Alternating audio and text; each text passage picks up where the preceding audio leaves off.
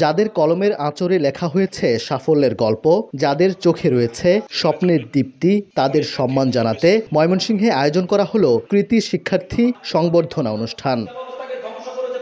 শুক্রবার সকালে নগরের টাউন হলের অ্যাডভোকেট তারেক স্মৃতি মিলনায়তনে এসএসসি দাখিল সহ সমমনা পরীক্ষায় জিপিএ 5 প্রাপ্ত শিক্ষার্থীদের সংবর্ধনা দিয়েছে বাংলাদেশ ইসলামী ছাত্র শিবির। মহানগর শিবিরের আয়োজনে এই অনুষ্ঠানে অতিথিদের হাত থেকে সম্মাননা পেয়ে উজ্জ্বল হয়ে ওঠে মেধাবীদের মুখ। তাদের অনুপ্রেরণামূলক বক্তব্যে ভেসে আসে দায়িত্বশীল আগামী প্রজন্ম গড়ার আহ্বান। শিক্ষার্থীদের অঙ্গীকার, শুধু ভালো ফল নয়, সততা আর জ্ঞান দিয়ে গড়ে তুলবেন এক সমৃদ্ধ বাংলাদেশ।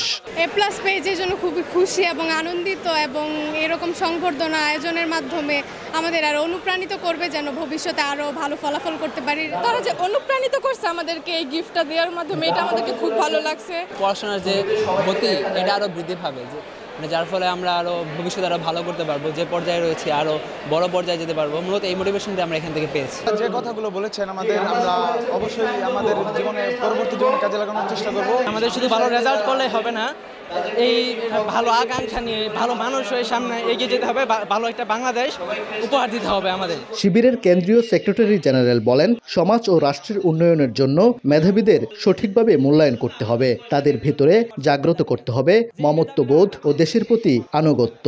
সেই মেধাবীদেরকে যদি সঠিকভাবে ইউটিলাইজেশন করা না যায়, তাদের ভিতরে যদি মমত্ববোধ জাগ্রত করা না যায়, তাদের ভিতরে যদি এই দেশের প্রতি রেসপন্সিবিলিটি গড়ে তোলা না যায়, তাহলে এই মেধাবীদের দ্বারা ধ্বংসযোগ্য পরিচালনা হওয়া ছাড়া আর ভালো কিছু আসা সম্ভব নয়। আজকে এ+ পেয়ে যারা এখানে বসে আছো, তোমাদের চোখের দিকে তাকিয়ে আমরা নতুন বাংলাদেশের স্বপ্ন দেখি, যে বাংলাদেশ এই পৃথিবীকে পাল্টে দেওয়ার জন্য বুক উঁচু করে পৃথিবীর মানচিত্রে তারা উঁচু হয়ে দাঁড়াবে।